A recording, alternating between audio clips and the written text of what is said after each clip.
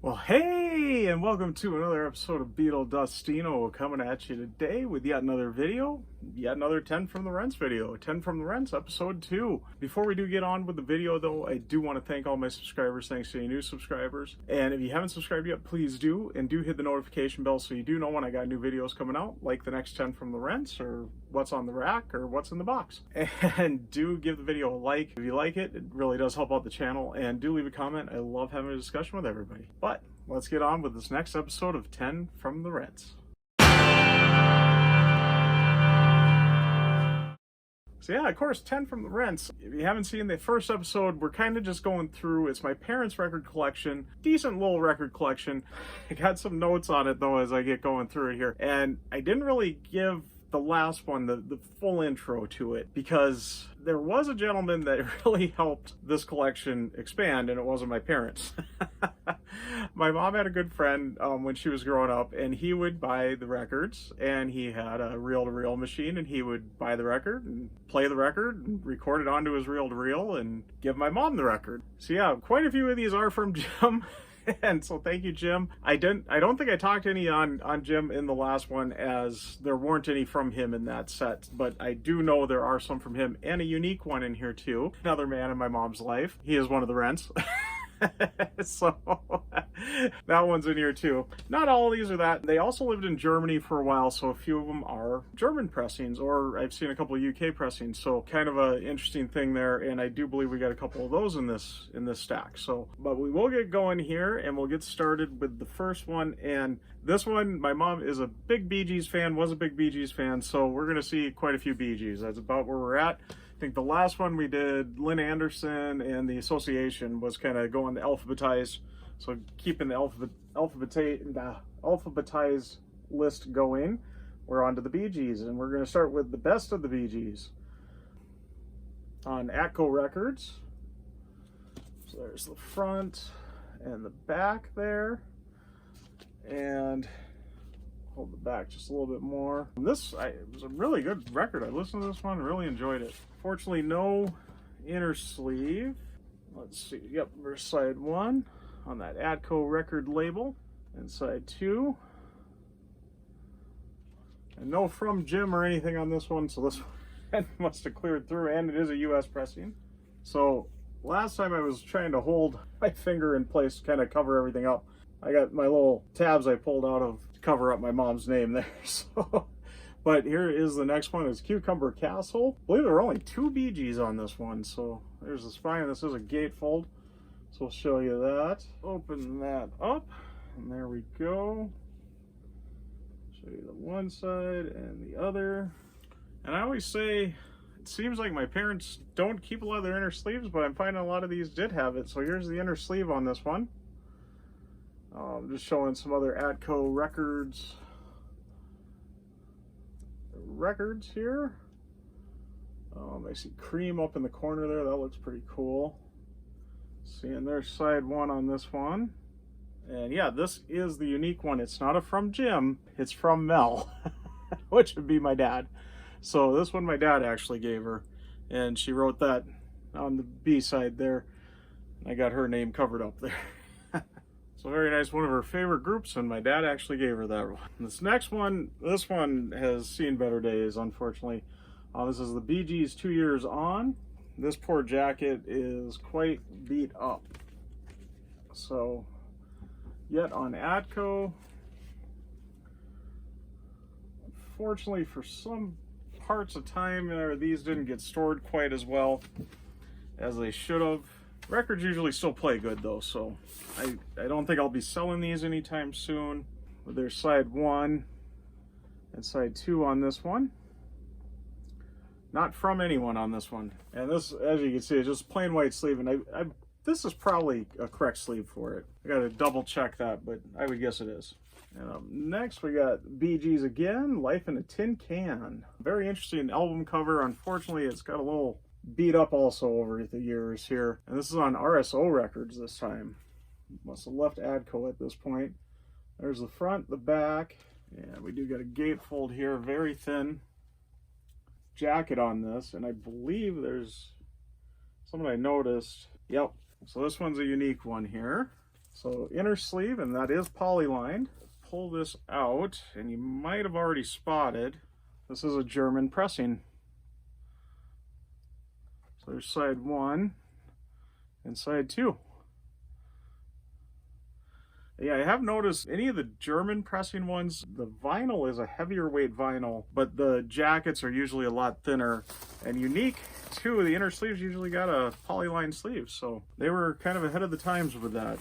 Let me know for sure on that, if that is true. The thinner sleeves, it seems like most I've came across, they are a little thinner sleeve, and the polyline inner sleeve and the thicker records. But let me know if that is actually a thing or if it's just something I've kind of noticed with their collection. Up next, and kind of I said I was going to mention something about stuff I've noticed with their collection versus stuff I've seen other YouTubers show. Anytime I ever see anybody crate digging, it seems like there's several of my parents' albums I see in that.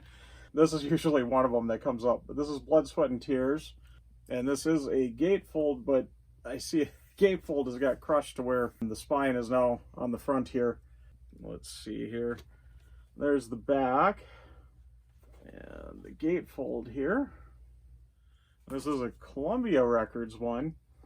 And there is the inner sleeve on this. Nice, they got that, and very cool on the back. This has got, it's a bird, it's a grape, it's a gap, it's super poster giant size. A little ad for getting some posters. And me being the Beatles fan, down here, the bottom 4 here are all Beatles themed, and they look pretty cool. And they still even got the, in the middle here, the little, this should pull out, it's kind of perforated out, cut away there to send away for your poster. But yeah, some really cool Beatles ones on there.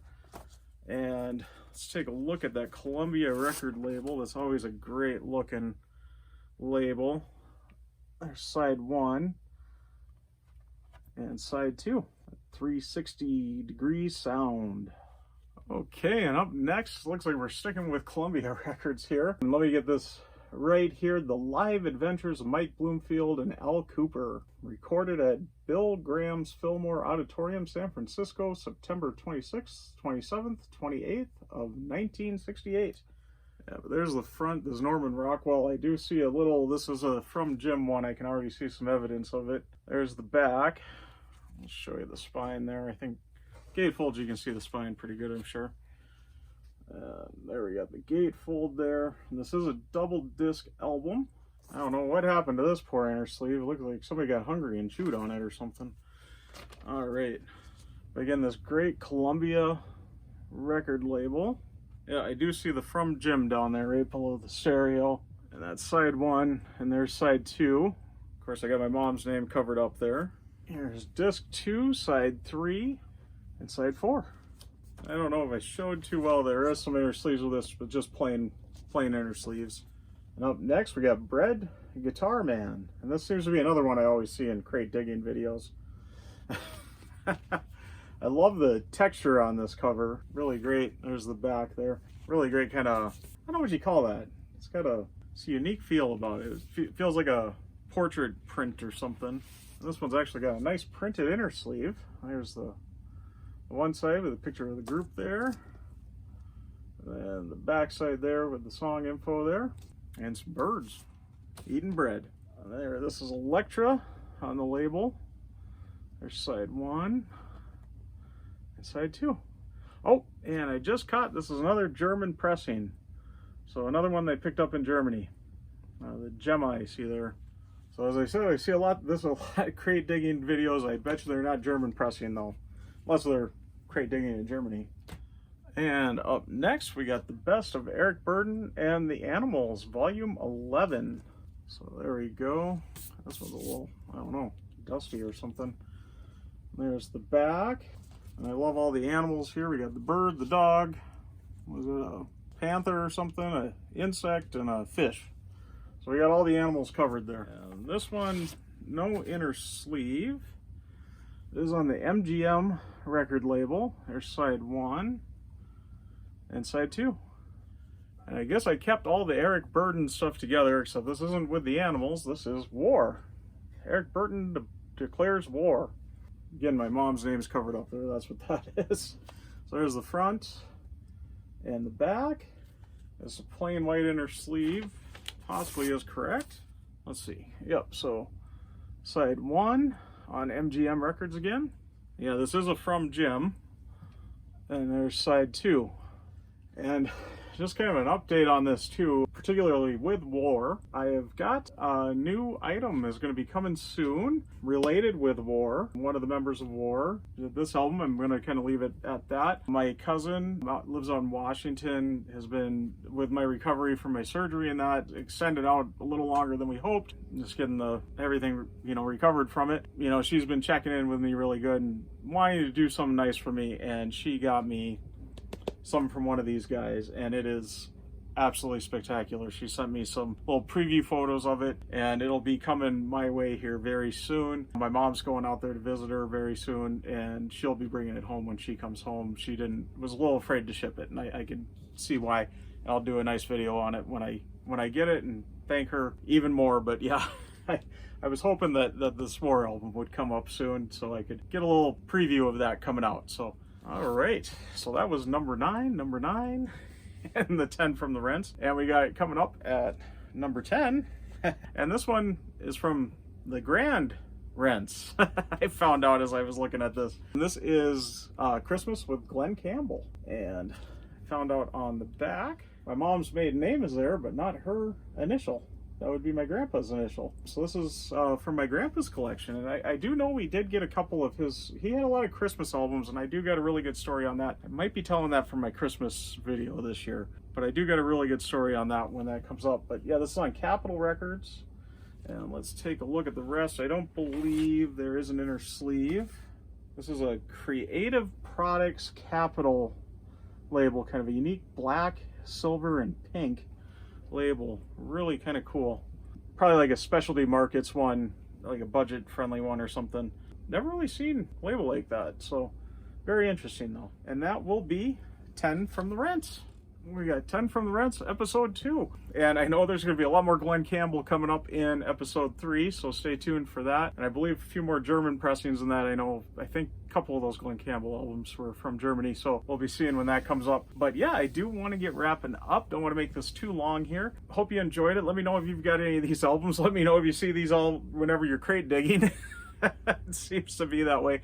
Let me know if you got a cool collection from your parents. This really did shape my listening habits. When I was younger, I know we would play a lot more records than that when I was younger, when we had the stereo kind of set up in our main area there. Just put on a record at random every now and then. Usually was the Beach Boys' Little Deuce Coupe, as I've said many times, but I know that we did listen to some others. And then just as I got older and I kind of had the stereo and record player and my access area where I was usually hanging out and get bored watching TV, and I just go pop on a record just to hear what it was. So I've really, been kind of solidified with the music of my parents' era, because they've had a decent little collection here that I got familiarized with. Plus we had a great oldie station in our town back in the day.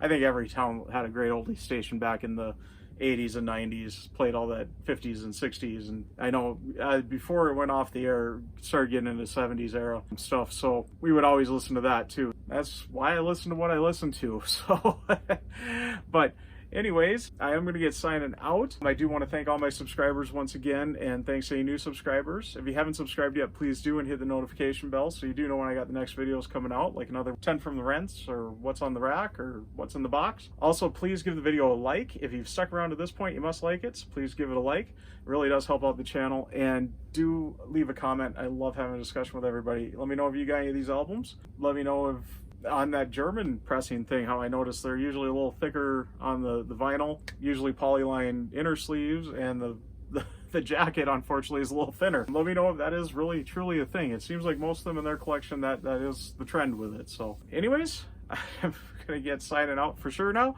I'm VL Dustino, signing out.